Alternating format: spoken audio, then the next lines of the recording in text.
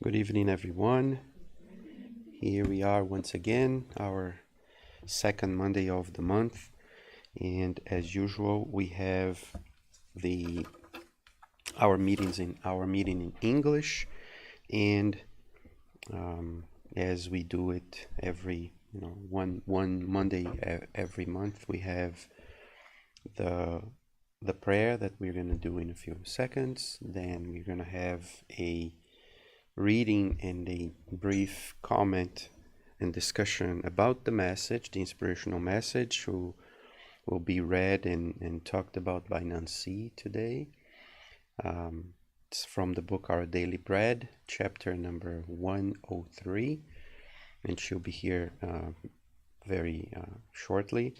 And after that, we're going to have our main talk of the night, which is going to discuss the item number 20 from the Gospel According to Spiritism of chapter 5, and the topic is Happiness is Not of This World, and I'm going to be the one talking about this topic tonight. So, and then we're going to have our final prayer at the end of the meeting. So for us to start, let's focus on the words and the thoughts that we raise to our good Lord, to Jesus, and to the one we call our Father, God. Dear Master Jesus, once again, gathering around your teachings, gathering around your love, we are here at our little spot of light to hear about your message, a message that transforms, that guides us towards a better world, but a better world not only on the outside, but mainly a better world inside of ourselves. All your teachings, all your sayings, all your examples are like models to us, for us to follow when we understand and practice the message. We would like to ask you that the blessings that we receive today may help us not only understand, but most of all may help us practice your teachings with you by our side, reminding us every moment that we are children of God, that we have the kingdom of God to be on, but that we need to work to be there. May these blessings fill our hearts with hope, with faith, and with love, so that we are always with you, because we know that you are always with us. So be it. So let's invite Nancy. She will say the name of the message for us.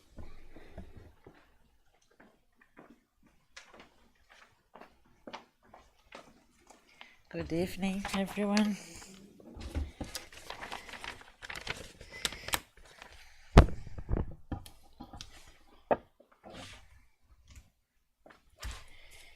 Tonight the message is number 103 from the Francisco Cândido Xavier and by the Spirit of Emmanuel.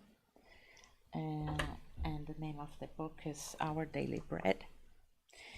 And the title is The Cross and Discipline. A certain man from Cyrene, Simon, the father of Alexander and Rufus, was passing by on his way, and they forced him to carry the cross. This is on Mark 15, 21. Many students of Christianity disagree with the documented history on the cross, alleging that the reminiscences of the Calvary constitutes improper culture of the suffering. They affirm that the memory of the Master in those last hours of the crucifixion, amidst vulgar evildoers, is a negative one. But we are of those who prefer to visualize every day in the life of Jesus as a glorious journey, and all of the minutes as divine parcels from his sacred ministry, ahead of the necessities of the human soul.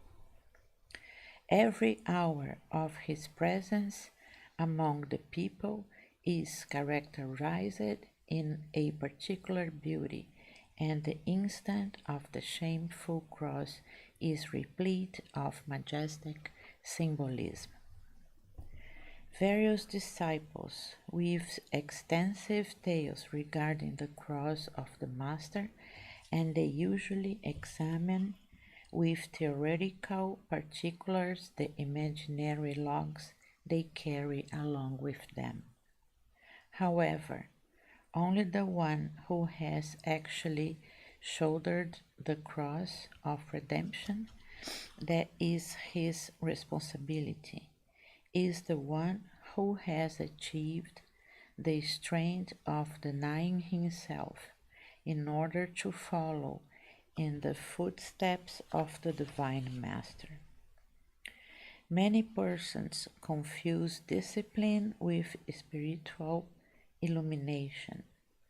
Only after having accepted the gentle yoke of Jesus Christ will we be able to raise the cross to the shoulders, which will concede us the spiritual wings for eternal life. Against the arguments, which are usually useless, of those who did not truly comprehend the sublimity of the cross, let us observe the example of the man from Cyrene in those culminating moments of the Savior. The cross of the Christ was the most beautiful in the world. Nonetheless, the individual that assists him does not do so of his own volition, but rather adhering to an irresistible requirement. And even today, the majority of individuals accept the obligations inherent to their duty, because to this they feel obligated.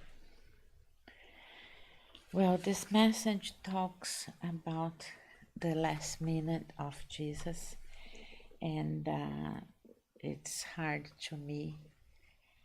I thanks for everybody else, because it's really hard to see how cruel we were, how much evil still exists inside us. But anyway, this message comes to say that instead to see the cruel side, we have to see what Jesus brought to us up to the last minute. And on this first message, they mention about Mark 15:21. It talks about Simon, is the name of the guy.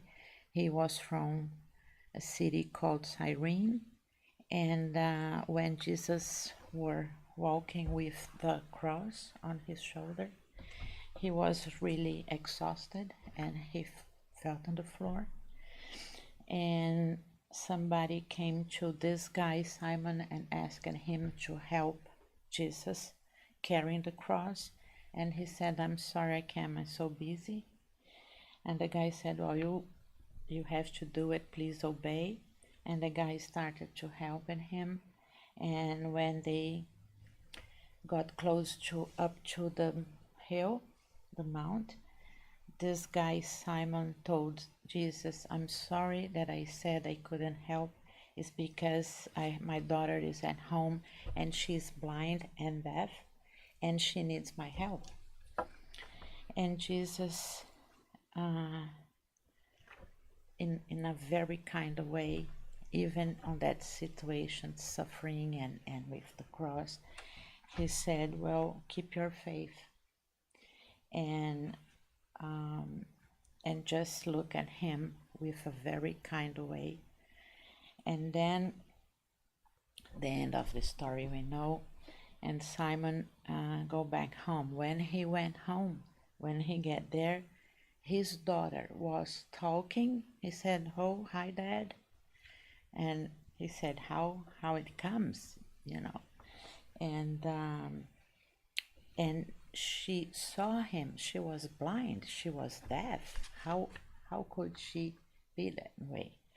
So then Simon understood that Jesus did that, and he knows Jesus was an innocent person. And the message of this reading is Simon didn't help Jesus because he wanted, because he was doing a charity. He just did because he was forced, obligated to do it. And the message is, even doing something that you are obligated to do, but you are helping other people, you get the benefits. And that's what happened with him, and what shows with us, to encourage us to do our best to others, even if we don't feel like we will get the benefits helping anybody else. Another thing I can see from this message is also to forgive. If there is something pending in our mind, somebody that for any reason or any situation that hurts you and is still in your mind when you think about it, even if this thing happened in the past, I think this message also came to say it's time to forgive.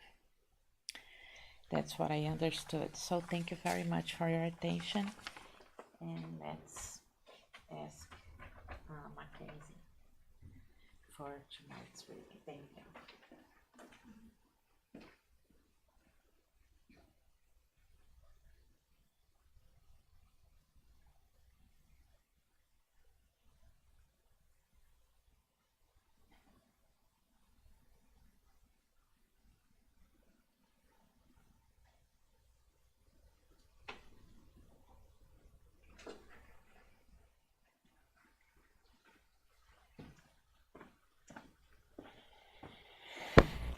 Thank you, Nancy.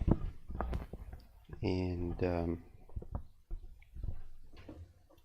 yeah, carrying the cross, which is really, I always find that passage from the Gospel, in that case from the Gospel of Mark, to be very, very sane. And to a certain degree, it is connected in a certain way to the topic of the night. So we are studying the Gospel according to Spiritism, as I mentioned before, and we are on chapter number 5, and the item is item number 20, which is entitled "Happiness is Not of This World."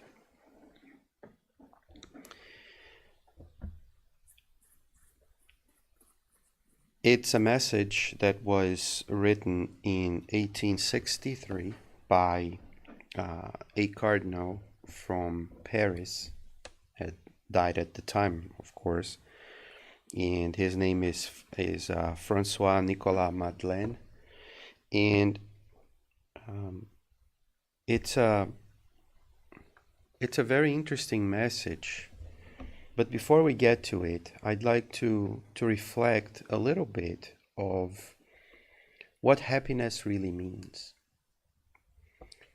And of course, first of all, I'm not a philosopher, and I'm not the most knowledgeable person about happiness in the world, but I guess that we can, since we all look for happiness, everybody, every single one of us look for happiness, look for to being happy, we can probably say that if we ask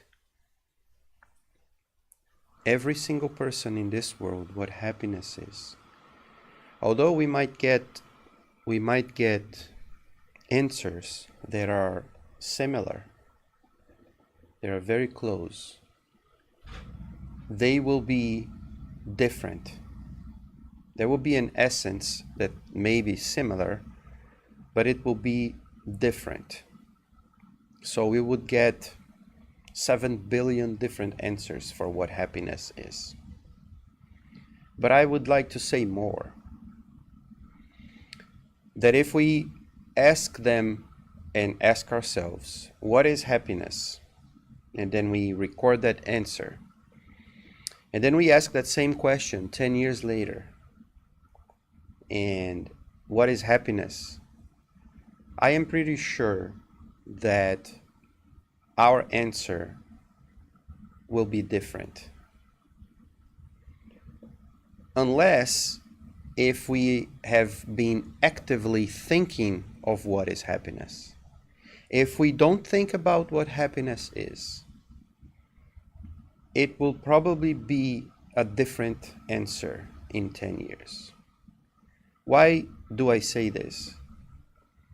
Because our priorities change over time. What I may think that now is important for me to be happy, it will most likely not be the same thing in 10 years. Especially if we get out of the, say, religious circle and we really don't think about what being happy really means. But I'd say that even in the religious circle, even being whatever kind of religion we have right now, of course, we are spiritists, we are in the spiritist center, so we are spiritists. But I'm not talking about just this specific center. I'm talking about the religiosity that we all kind of carry inside. The idea that we are more than this life, that we are more than just this body that I am. Or, of course, we don't say that in Spiritism. I'm not the body. I am more than the body. But to a certain degree, a lot of people tend to believe that happiness is connected to who I am right now.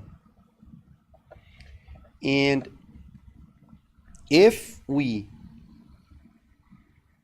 without having reached a definition of what happiness is, if we believe that we are this body, that we live here on earth, and my happiness depends on my body,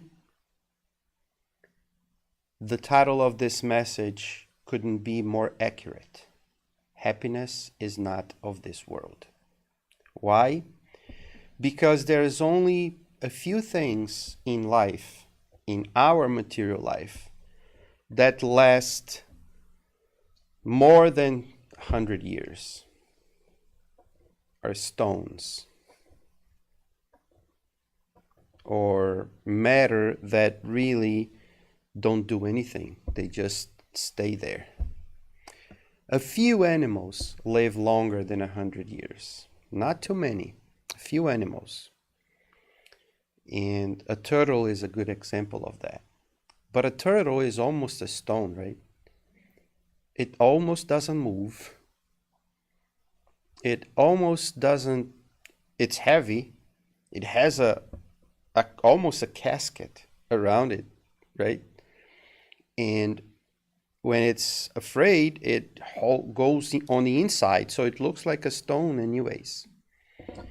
And of course, some vegetables. There are some trees that live for a very long time, very long time. There are trees that can live and survive more than 2,000 years. But where does a tree go? It goes nowhere. It's always there at the same spot. So if we look around and look for life, we will see that maybe for us to be happy, materially speaking, we should probably look more like a tree or like a stone and do nothing. But that's not the case. So if we are looking for a experience or and moving forward with that analogy, there's basically nothing that lives,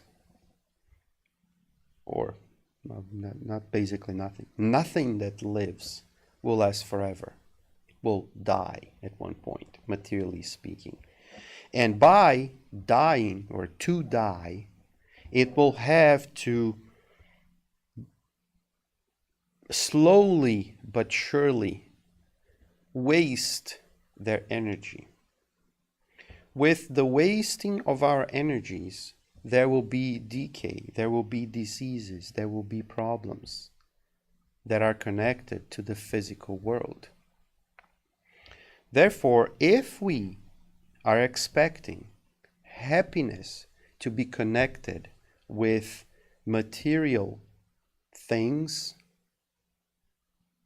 we will most certainly never gonna be really happy, because it will die. Anything.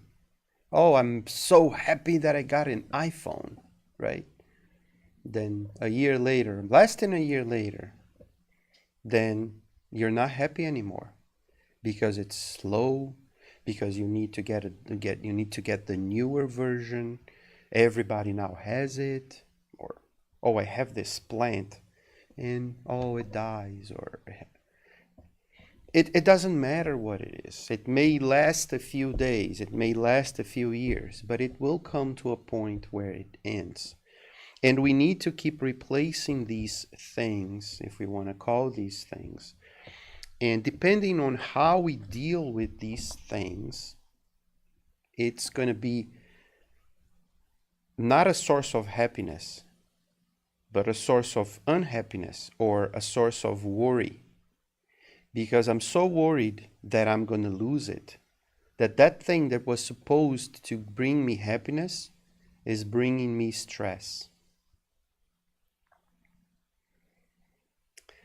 And so then that's why it is really hard to pinpoint what happiness really is.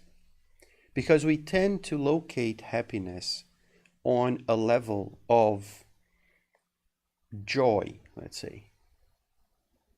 So let's make a little difference of what is joy and what is happiness, right? Happiness, or joy in this case, is to be cheerful, is to be smiling of something that happened to me, right? Of something good, that it feels good to happen to me. Then I'm feeling joyful. I'm feeling upbeat. I'm feeling good on the inside. That is joy. Nobody can withstand joy 100% of the time. Physically is almost impossible, because for us to feel this joy, this jolt, or this jolt of joy, this ray of joy, this thunder, this boom of joy, our body produces physical elements that excite the brain and excite the body. The body gets tired, and then you will need more and more and more. So the more you are joyful in that sense, physically, the more you get tired. And there will come a time when, just like an addiction, you will need more. And how can you have more of this? And so, not saying that we shouldn't look forward to it, but once again comes the same problem as before. It's a material problem. It's physical. It's something that happens within the matter, within the body, the flesh that we have, that limits us, to show us that we need to balance things out. Happiness, on the other hand, and that's maybe one of the misconceptions of this word, is that happiness, for us, or for a person to be happy, it's not or should not be based on what I have physically. And by having, I mean having things that I own, a house, a car, a family, that's exterior. Or something that I have physically on my body. I am beautiful, I am handsome, right? I am, like, I look in the mirror and I always smiling because I like what I see, right? And then I pose, and how can we guarantee that those things will be there forever? We cannot guarantee. It's not under our control. It really isn't. I mean, we can do some little things, but we don't control when they're gone. And then they may be gone without us even noticing it. And by noticing is, it's about to get to be gone and I don't know it. Just like when you have say a car accident, that nothing lose. I mean, you don't, there's nothing bad to your body, but all of a sudden the car that you love is gone, completely gone. And there's no way that you can have it back. And all the stress that's involved in the loss of a car, or of a pet, or a family member, or sometimes the loss of an arm, or a loss of something in our bodies, right? Some people are fortunate that have a good hair or like their hair, and some people don't like their hair, and all of a sudden they are a person that likes their hair, and I don't know, gets a disease, a cancer, for example, and then has to lose all their hair, right? So it is very hard for us to really pinpoint happiness when we are only focusing happiness in the material world, because it does not fulfill what happiness is. And I didn't say what happiness was, but certainly it is not that. So I may not know how or what happiness really is, but I can tell what happiness is not. And by removing stuff, maybe we get closer to what happiness is. So why the title, Happiness is Not of This World? Mainly because this world, the one that we live right now, that we still live right now on, the same, similar to when the message was written, I mean, 50 years ago, more or less, 40 years ago, doesn't really matter. It is similar to some degree. We have improved a lot of stuff. Our lives got much better. We have things today that should have made us happier, and have it. Are we actually really happier than we were 130, 40, 50 years ago, if we were born on that age? By reflecting back, maybe we can see that we should be happier. But the question is not as if we should be. The question is, are we? If we think back on people that lived at the time, and we can come up with a few names. Say Kardec himself, right? He was there 140 years ago, didn't have any internet, didn't have like light, didn't have like we have, didn't have air conditioning, right? Didn't have cars, didn't have TV, didn't have the internet, didn't have a lot of stuff. Would that, having those things, would have made him happier? But now, if we lose them, what will we say? That we are less happy, right? It is a paradox, because if these things, he had those things, he would say that those things by themselves don't make me happier, because they're just things. But you see the paradox? How we don't feel happy having all these things and having everything that he had, because we still have books, right? We still have horses. We still have light.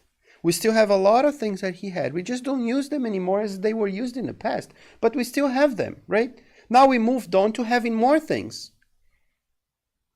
It should have made us happier. But, so once again, it's not the things that we look for that will make me happier. And it's easy for us to see this here.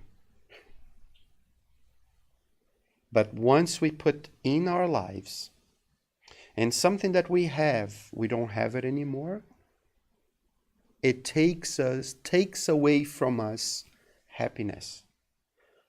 But that thing is not happiness. So why, when I take it, it takes my happiness away? There's something else then, right? It's not the thing. What is then? What is that thing that makes me feel less happy when I don't have something that I used to have?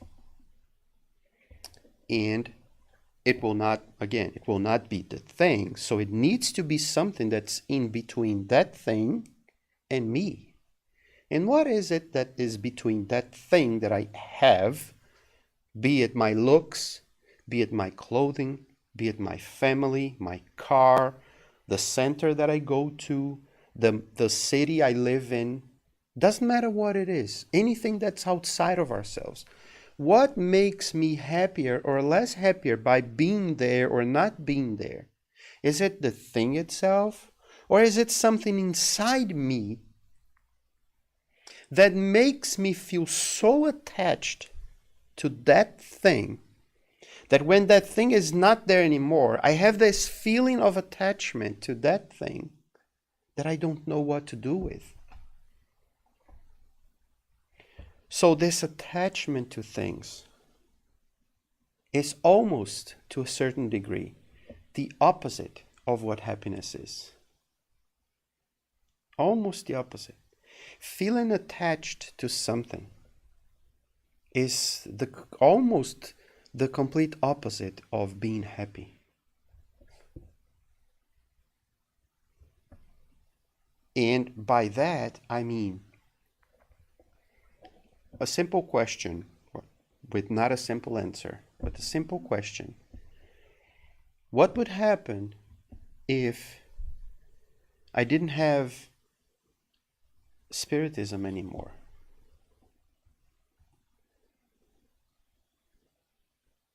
What would happen to me, to us, to this attachment that we have to the religion?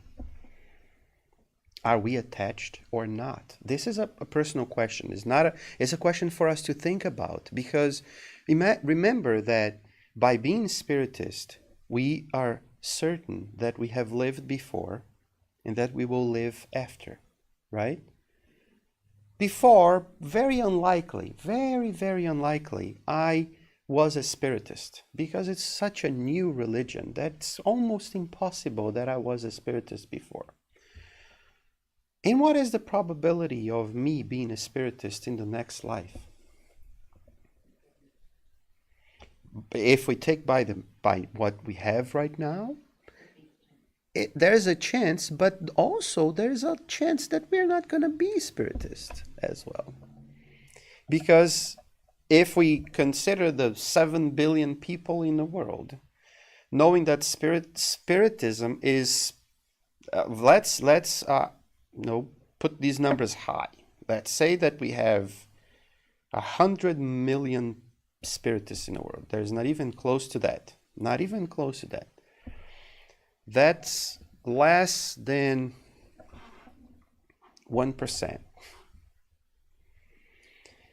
And there's half of the population of the world is, not half, let's say, a third of the population is Christian to a certain degree. Almost the same number is Muslim. The rest is a mixture of everything else, Jews and a lot of other stuff, and a lot of people who don't have any religion. So if it's not because we live in a family or in a circle of group, in a certain group of people that we are already attached to, and we probably will be close to them in the next life, and then maybe I'll be a spiritist. That's the higher chance of being a spiritist. But next life, it is likely, if we had this chance here right now of being a spiritist, to learn something, to teach somebody else, maybe we will be born not a spiritist, but a person that has the knowledge to be born in a certain place with our group of friends to practice what we learned. Not to learn again, because we already learned. Not to go to the Spiritist Center as we are going now. And we are going to feel like something is missing. And how do we deal with that? Will we feel less happy because we are attached to something that I don't remember? Or should I be happier because now I have the opportunity of doing something for the others? And really knowing if I know what I learned. When they say, when Cardinal Merlot says that happiness is not of this world, and that he sees a lot of people complaining that they are not happy in this life, he is, of course, not touching in all these small things that I said here, especially this last part that I really went far away for us to really try to think in a different way of what happiness is and how our attachment to things are. But he touches in these points very, in some of the very points that I touched, which are our connection to things in the world. And he starts by saying this. Some people believe that happiness is, he says, indeed, neither wealth, being rich, power, or even the flower of youth, of being very young, these three things, wealth, power, and youth, they are not essential conditions to happiness. See? And out of these things, one is flower of youth, which is our body, right? Our healthy body, which is, of course, connected to being young. Although, even people that are very, very young get sick too. And that's why it's not essential. Wealth, being rich, it's physical as well. But he uses, the third one is power, which is a notion, is a concept, is not something physical. It's the idea that you have more of this thing that makes you feel good for having power or control over things. And he goes even further, and he says, so these three things are not essential to being happy. But he says more. I would say more, he says. Not even the combining of these three things, of these three much desired conditions, are essential to happiness. So he's saying, you're young. It is not essential to be young to be happy. First thing. I'm going backwards, right? Second thing, power. It is not essential to be powerful to be happy. Third thing, it is not essential to be very rich, wealthy to be. It's not essential. But what if you are young, powerful, and rich? Is this essential to be happy? No. And why? We all know why. And that's when he gets to us in a way that when we read this, we're not expecting what he's going to say. Of course, we know that a person that's rich, that's powerful, and that's young, some things can happen to them just the way they can happen to us. And that person can be completely miserable, suffering more than anyone else. Because it's not physical. It's not something that it is under our control. It's not something that really can make me happy, can physically make me happy.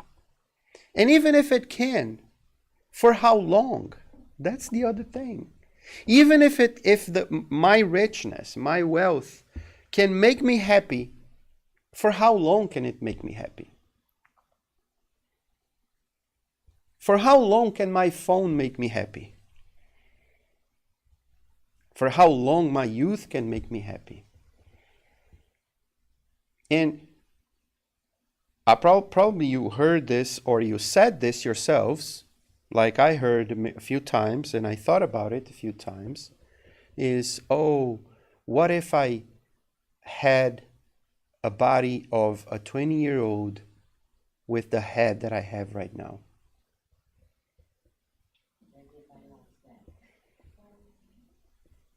Right? But the question that goes after that we never ask ourselves is, what would we do? Why are we asking this? Why are we thinking about this? That shows, to a certain degree, that we are not happy, right? That we are not happy the way we are right now. Because we always want to keep changing supposedly to a better way. But what is this better way, or this best way? Is something that's related always to physicality. It's always related to the material world. It is very rare, and maybe I'm talking only about myself, and I forgive myself if you're not on this level of complaining. But maybe I'm talking, like I said, maybe I'm talking only about myself. But why aren't we satisfied, not in terms of getting really better, but satisfied in how we are right now, knowing that there's almost nothing that we can do to change it? We can only change for better at the level that we are. We cannot go back in time and move my body to where I was when I was 20 or 16. But we keep wanting to do this, and then what does that make of me? An unsatisfied person without having power to do anything. I have power to do some stuff, but I don't have power to, and that enters right here. Even if we had the power, but we don't have the power. But even if we had, would we be happy? Because why are we thinking this? Do we want to spend more time out? Is that why we want to be younger? Why? What is the inner motive? And that's we have to sort it out within ourselves, not to say it out loud, but we have to think about it. Why are we so unhappy, to use the word? Why are we so unhappy with being older, or being, whatever, having good hair, bad hair, or whatever small things or big things. And those are questions that we need to ask ourselves. Because he goes and he says,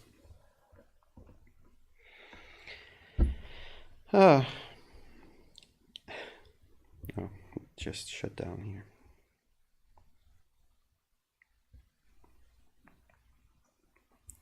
He says, right after mentioning these three things, the beginning of the next paragraph, he says it like this. We know this. We know that even by having these three things, being rich, young, and powerful, we know that people who have these things, they are not happy forever. They may be happier for a few years or for more years than what I think it is, but we don't know what the problems that they're facing, because why I cannot cure my wife, that I have all the money in the world, and why is she suffering? And then he asks, or not, he doesn't ask, he states, faced with such fact, we know this is a fact, that we cannot, it's not necessary to have these three things to be happy. Faced with that fact, knowing that, it is inconceivable to him, of course, but he's exposing his idea here, that the working class, us, which are not wealthy, nor neither powerful, at least not in the level that we see other people, it is inconceivable that the working and the militant classes, the people like us in this level, envy with such avarice, with such greed, with such an intense desire, the position of those who have that fortune, who have their wealth, who have their youth. For him, it is inconceivable that we that are looking for happiness, that we keep looking to people who are richer than us, who have more power than us, as if these things would bring me more happiness. So he's like, he's grabbing like a stick and really like poking us, saying, hey, look, wake up. Because maybe we want it. Maybe we're still looking for this. But why? That's what he's asking. Why are we?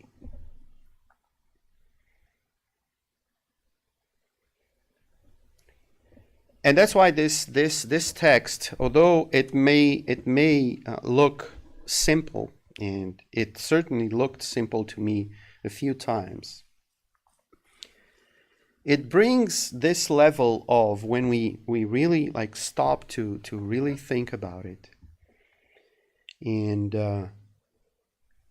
here I'd like to thank the good spirits, which I don't really hear or don't really feel physically, but certainly when we are reading these texts and preparing for to come here to talk, and sometimes when we are here already saying and speaking something, some ideas appear in our heads that I don't know where these ideas come from.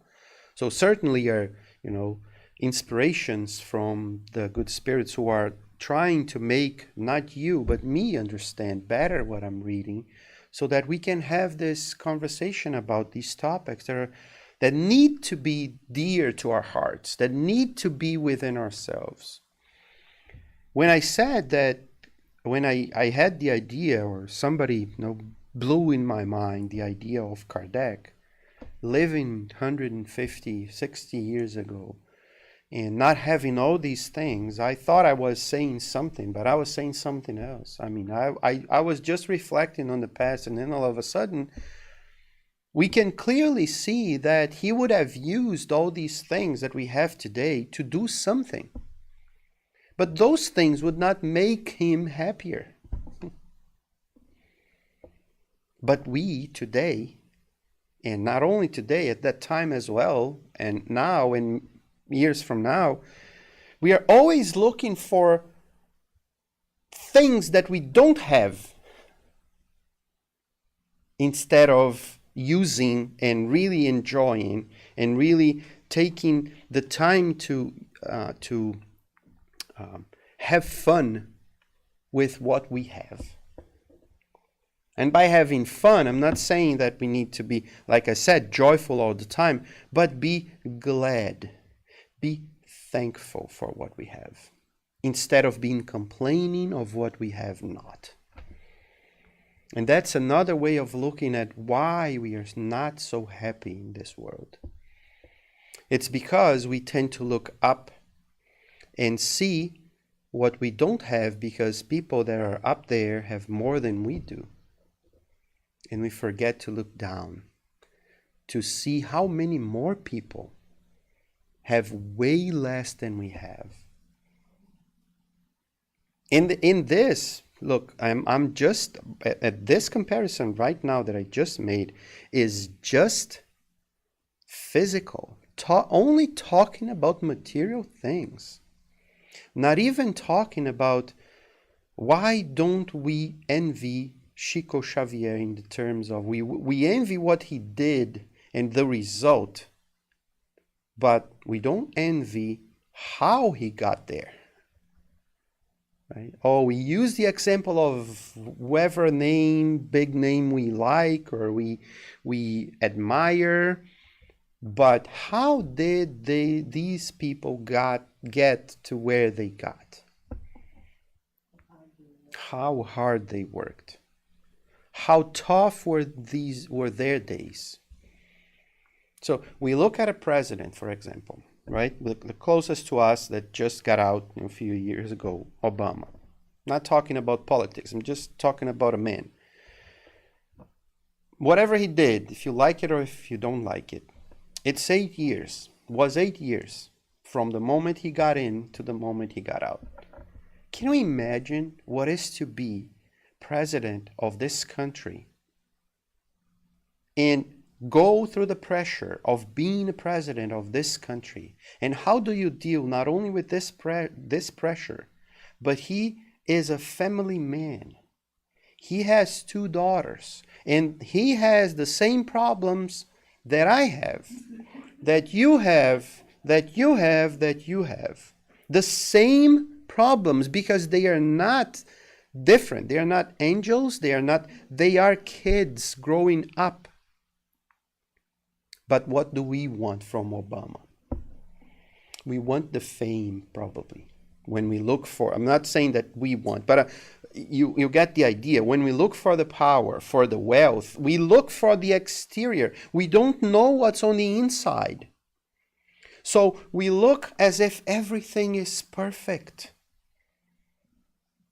And my question to us, when I was younger, when I thought about and when I'm now, and hopefully in a few years when I look back, I don't feel the same way, is, have you ever thought of when people look at you, if they don't want to be you, and you don't know how they are looking at you and what do they think that you are, and how hard it is for me to be me, how hard it is for you guys to be you? But we look at the person and we see the house, right? We see the car. We see ourselves. We are friends, or as close as friends as we can be. We go to each other's houses a few times a year, here and there. We see each other here in the Spiritist Center. And how much do I know you? To want to be you, and the other way around. But we live this illusion of, and there's a saying for that the lawn on my neighbor's backyard is always greener than it's on my backyard, right? Because the other person, right? The life of the other person is, well, it must be much easier than my life, right? Right? And wealth, power, and youth. It's not essential. Maybe it would be good. It would be good. Not saying that it would not. Have to be realist and have to say that if we want, if we can, if we strive to do it, if we put the effort, we may have all three. Let's just make sure that those three things, that we understand that having those three things will not make me happier.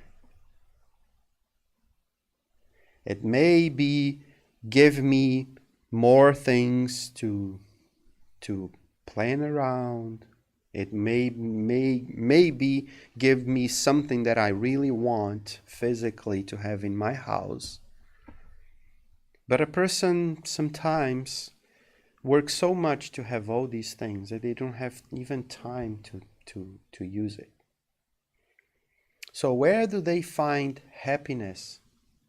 They would need to find happiness on the small things, on being and having the pleasure to enjoy what you have,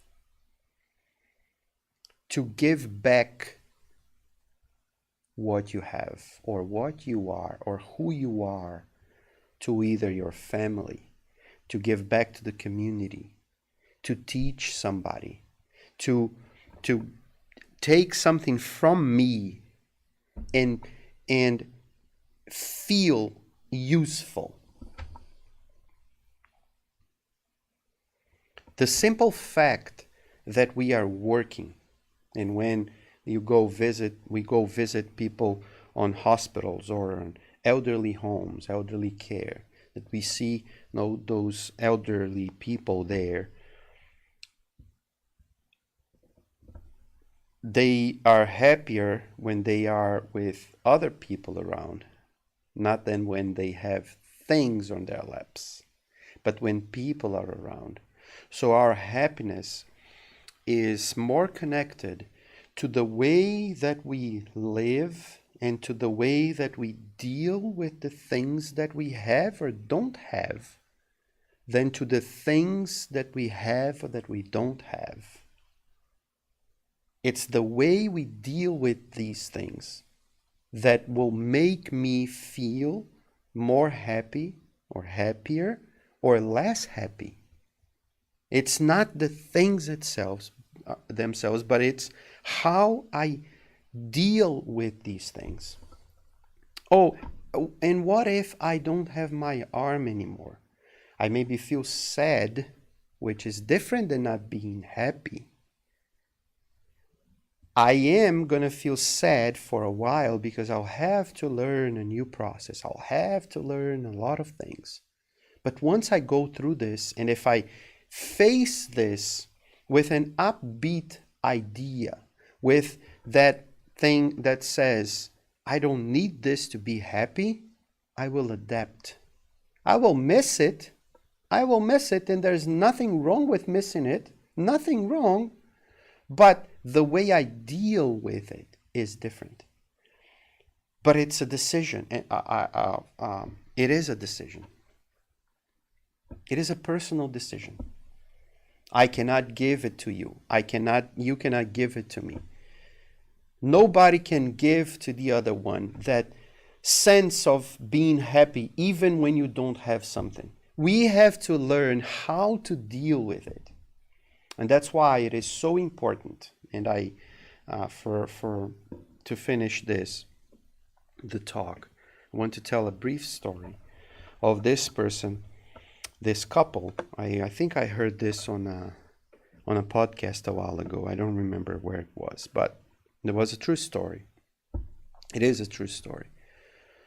Nothing sad, on the contrary, something very apparently happy, but has a catch. So the story is, this couple had a dog, and they had a little girl. And the dog was with them for a little while already. The girl got attached, or loved the dog. One day, and the girl, like, it's the girl's life, say, like all dogs, like all pets we have, right? It's that, like, thing. One day, the father or the mother, I don't remember who of them, are driving or taking the car out of the garage, and then hit the dog. The dog dies. The girl was not there. The girl was in school or something. They immediately worry about the girl. What did they do? They went to a shop, and bought a new dog immediately. The same dog, the same kind of dog, almost the same age, and brought it home. And I think I heard it, maybe it was in a spiritist talk. I'm in my mind right now, I'm seeing Rosandro. So maybe it was Rosandro who told this story. He looks at the guy, I think it was him. He looks at the guy and says, "Why did you do this? You lost one of the most precious opportunities of your entire life." He said, "What?" And of course, they didn't do this. They really thought about their daughter. Said, "So what did you just do? You're protecting your daughter from loss? Are you gonna be there forever? You're gonna protect her from anything that happens? And when she loses something, what's gonna happen? You're not gonna be there, and she's not gonna be able to deal with it. It was a loss. It was a loss, period. We have to learn how to deal with it. And if we are protected from the loss, even if we are sad, which will be sad, but it doesn't make me unhappy for life. It makes me stronger to see things in a different light and use that opportunity to learn, to be happier, and to thank for having and thank for not having, because we will never be able to have everything we want at all times. And sometimes we will have what we need at the right time. So it was a missed opportunity. It passed. Now, something else will happen. Maybe they'll learn later on. They learned from it, and I learned from it, because I heard the story. So now it's here in my head, and hopefully it will stick to your head as anything that I have said, or that we come in here to hear and to talk about, because it is this process. And then that's why they say that happiness is not the destination. Happiness is not a place that we arrive. Happiness is not something that we will have. Happiness is the process of having or not having. Is the process of living through it, learning, teaching, dealing with it, learning to have a relation, a real relation with these things. Not attachment to things, but having a relationship. Having this connection. And sometimes the internet disconnects. And learning how to deal with it. Learning how to be in the darkness when we have no power in our house. And sometimes that's what happens. And we need to learn what to do. Talk. Play a game without light. Do something. It's that relation. So happiness is not of this world, because it's material world. It finishes. Everything dies. Everything disappears physically. But we are more than this. And it's not of this world yet, because we attach ourselves too much. Once we learn to leave the door of the cage open for anything, that the things can go and go back and come back, we will learn to live better. We will be happier, even when there are sad moments in our lives. Because there will be sad moments, and there's also joyful moments. But even when I'm sad, I can say, I am happy, because I know that I'll live forever. I know that things will pass. I know that we will see each other later on. We know that we will fulfill what we need to fulfill. We know that we will be together, united and reunited with all the ones we love and all the what is important in life, which is relationship to ourselves, to our friends, to our family, to God above everything else. So happiness is not of this world, but the more we strive to make it be of this world, the more it will be of this world, because it's from the inside, not from the outside. So with this, I'd like to thank you for being so patient, for being there and laughing at my bad jokes. Are we gonna have passes, Cristiane? We need to take passes? No? Okay, so since we are not gonna have the passes, let's just go straight ahead for our final prayer. And I'd like to thank you once again for being here, for coming and making this meeting happen every Monday, and the English one happening every second Monday of the month. So in November we'll be back with the next topic on the Gospel according to Spiritism on the second Monday of the month, and in December as well as in 2019, which is knocking on the door, so close to it. So just with this,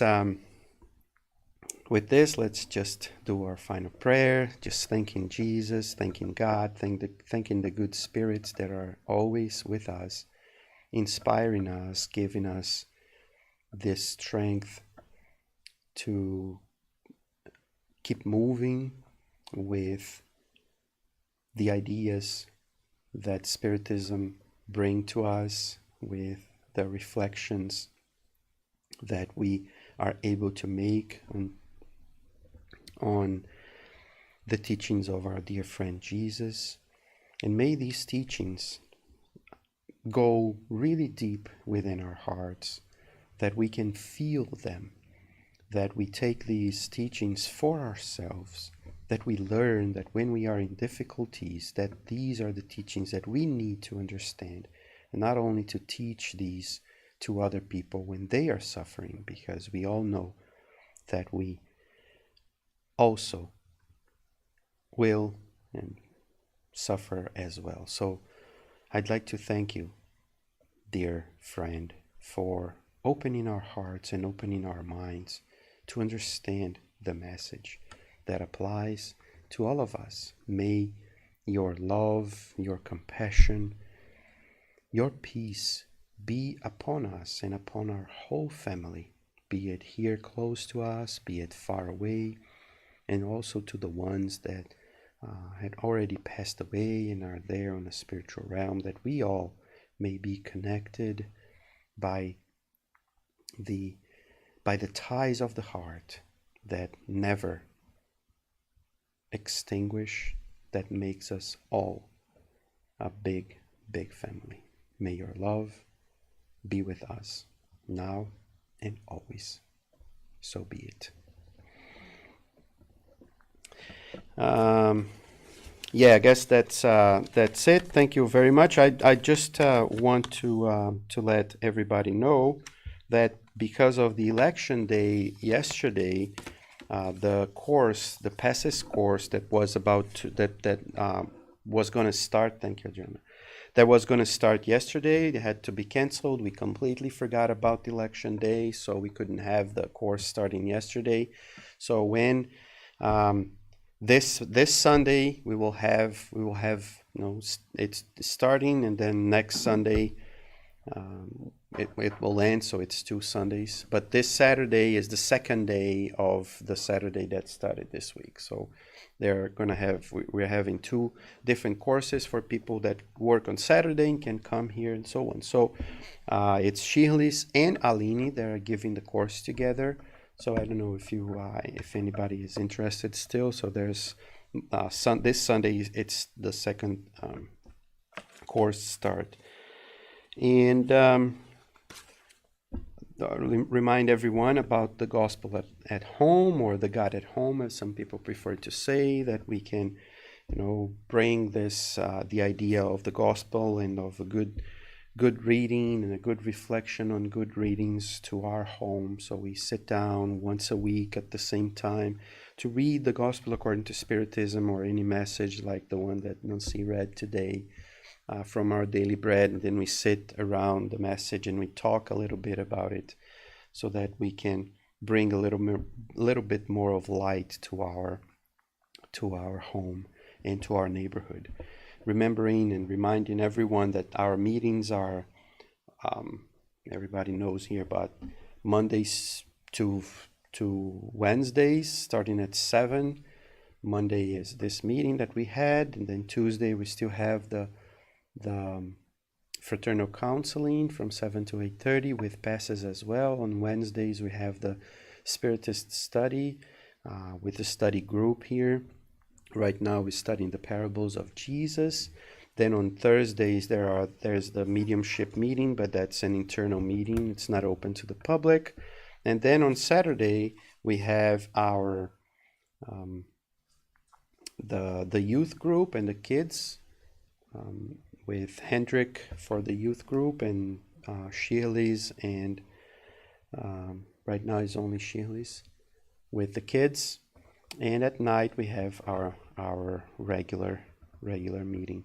This weekend we had our barbecue here, had our churrasco. Shirley's was there taking care of the churrasco. We had Luciana from G2 here, who was a very good palestra she gave, a very good talk, and it was really, really good. Anything else, Chris? Oh, this month, yeah, this month on the 21st, there will be a Sunday afternoon after the courses, the past course. We would have a week in between, but now it's going to be, when it ends, then in the afternoon we will have sarau. It will start at about 3:30, and you guys know what it is, but we will be here. Hopefully a few people will come to help us, with the arts and so on. We're talking to a few people, but it's on the 21st, so come on down to have fun with us and to eat a few good things as well. Anything else? No? So thank you very much, and hopefully we will see each other soon.